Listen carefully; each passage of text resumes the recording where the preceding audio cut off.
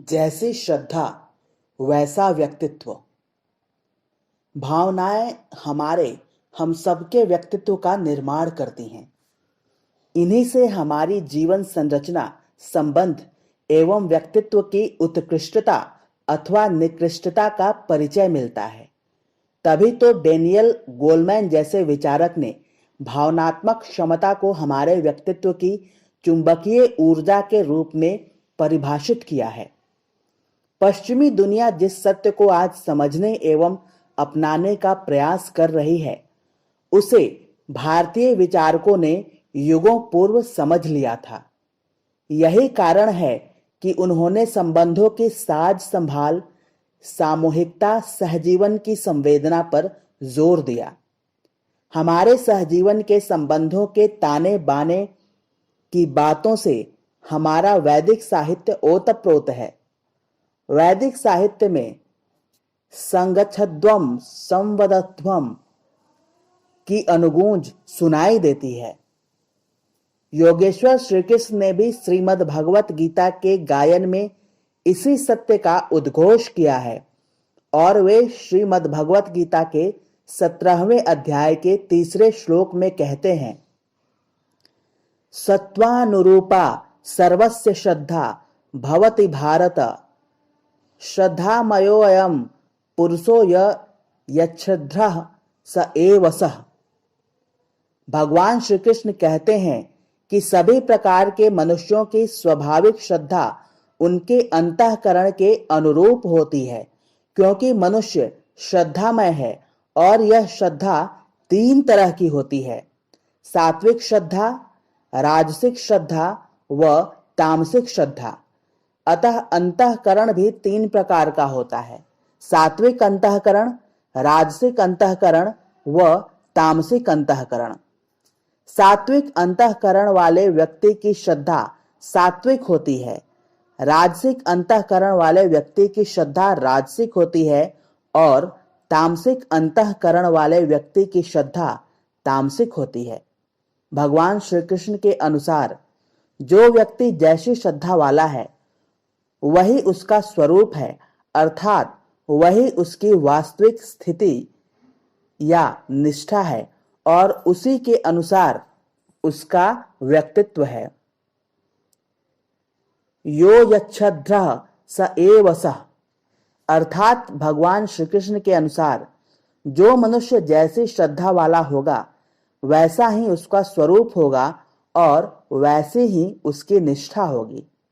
जैसे जिसकी निष्ठा होगी वैसी ही उसके कर्मों की गति होगी।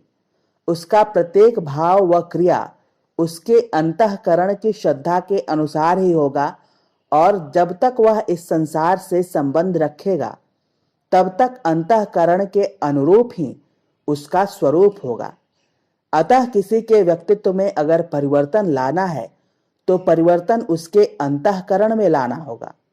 बिना अंतःकरण को परिवर्तित किए व्यक्तित्व में बदलाव संभव नहीं है और अंतःकरण में यह परिवर्तन उसकी श्रद्धा में बदलाव से संभव है।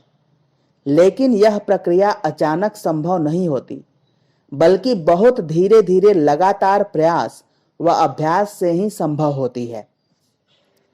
मनुष्य की श्रद्धा ही उसकी असली पहचान है, उसके व्यक्तित्व का आधार है, जिस पर उसके जीवन का ताना बाना बुना हुआ है। अगर मनुष्य की श्रद्धा आलस्य में है तब उस व्यक्ति की जीवन कथा में उसके आलसीपन की कथा होगी।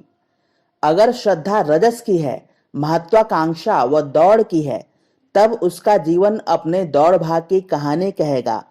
और अगर मनुष्य की श्रद्धा सत्व की है तो उसके जीवन में एक सुगंध होगी, शांति व प्रसन्नता होगी। इस तरह मनुष्य की जैसी श्रद्धा होगी उसका जीवन भी उसी अनुसार होगा।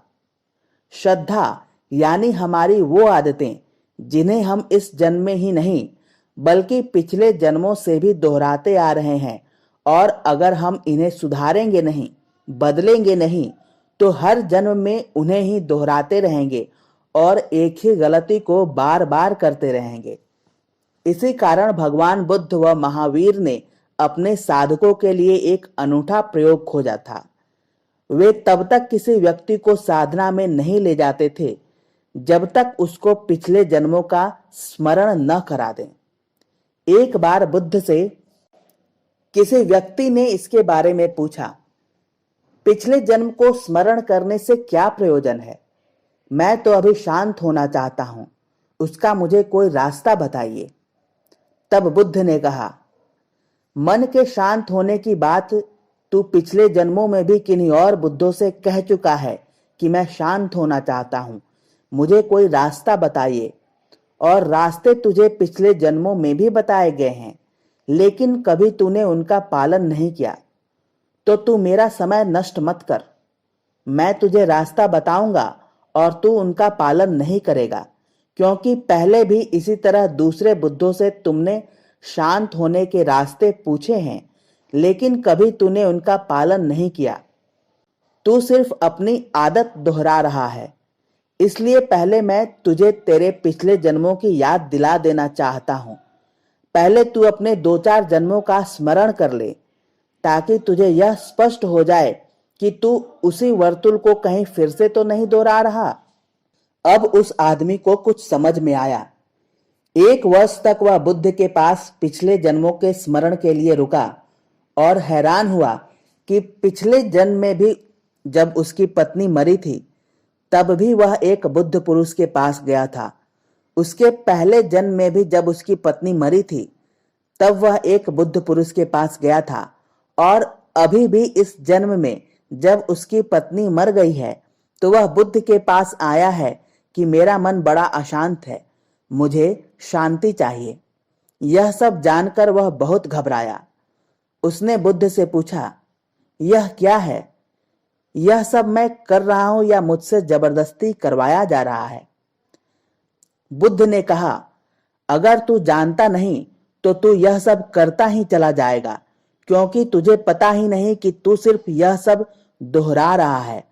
तू सिर्फ इन घटनाक्रमों की पुनरुक्ति कर रहा है। क्योंकि तुझे पिछले जन्म का स्मरण नहीं है, इसलिए बार बार वही घटनाक्रम दोहरा रहा है। हालांकि पिछले जन्मों को स्मरण करना हर किसी के लिए संभव नहीं, लेकिन हमें अपना बीता हुआ कल तो पता ही है। अपने बीते हुए कल में हम जो गलतियां करते हैं, उन्हें भी हम दोहराते रहते हैं। जैसे हमने किसी पर क्रोध किया तो उस पर पछताते हैं कि अब अगली बार क्रोध नहीं करेंगे, लेकिन फिर हम क्रोध करते हैं, क्योंकि क्रोध करना हमारी आदत में शामिल हो गया है। इस कारण न चाहते हुए भी आदतन हम क्रोध करते हैं। यहां पर क्रोध हमारी श्रद्धा, राजसिक श्रद्धा में शामिल हो गया है, हमारी पहचान बन गया है। इसलिए हमें अपनी श्रद्धा को ठीक से पहचानना जरूरी है, क्योंकि न पहचानने से जीवन में बड़ी जटिलताएं बढ़ेंगी। जैसे जो व्यक्ति आलसी है, वह सुखों को पाने की लालसा रखता है, लेकिन सुख राजसी लोगों को मिलते हैं, आलसी को नहीं। जो राजसी प्रकृति के लोग हैं, बहुत दौड़ धूप करते हैं, वे जीवन में शांति चाहते हैं, जबकि शांति तो सात्विक व्यक्तित्वों को ही मिलती है। अतः जीवन में एक उलट बांसी देखने को मिलती है। जो मनुष्य तमोगुण प्रधान है, वो सुख ऐश्वर्य की सुविधाएं चाहते हैं, जो रजोगुण धर्म अपनाने से उपलब्ध होती हैं, और जो मनुष्य रजस गुण धर्म प्रधान हैं, वे शांति चाहते हैं, जबकि शांति तो सत्व गुण की अवस्था है। अगर उन्हें सत्व गुण की उपलब्धि हुई, वे अपना रजस गुण धर्म भली भांति अपना नहीं पाएंगे। उदाहरण के लिए, राजनीति में दौड़ धूप करने वाले लोग अपने जीवन में यदि शांति चाहें, तो उन्हें यह कैसे मिल सकती है? शांति के लिए तो उन्हें राजनीति छोड़नी होगी।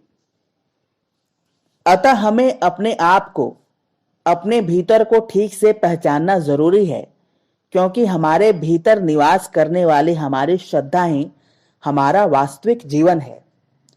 जो मनुष्य जैसी श्रद्धा वाला है, वह स्वयं भी वही है। अगर मनुष्य अपने आप को, अपने भीतर को ठीक से पहचाने, तो वह समझ जाएगा कि जीवन में तृप्ति किसी एक गुण धर्म से नहीं हो सकती, बल्कि उसके लिए तो तीनों गुण धर्म का संयोग जरूरी है और तीनों के संयोग से ही उसे तृप्ति मिलती है। तीनों के संयोग से ही उसे एक प्रतीति शुरू होती है और इन तीनों का संयोग ही धीरे धीरे मनुष्य को उस तरफ ले जाता है जो गुणातीत है।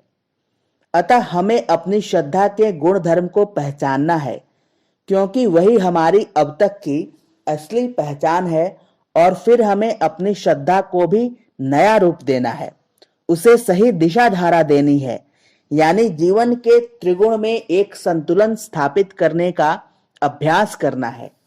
इस अभ्यास से हमारे भावनात्मक परिष्कार से हम सबके जीवन की संरचना और संबंधों का ताना बाना अधिक ओजस्वी एवं रसमय हो सकेगा। अखंड ज्योति, अगस्त 2022। आत्मीय परिजनों, अगर आपको हमारा ये प्रयास अच्छा लगे तो कृपया हमारे चैनल को सब्सक्राइब अवश्य करें एवं बेल बटन को दबाना न भूलें। अगर आप हमें कुछ सुझाव एवं सुधार के लिए प्रेरित करना चाहते हैं तो कृपया अपना महत्वपूर्ण कमेंट बॉक्स में डालना न भूलें। आपके कमेंट का हमें बेसब्री से इंतजार रहेगा। धन्यवाद।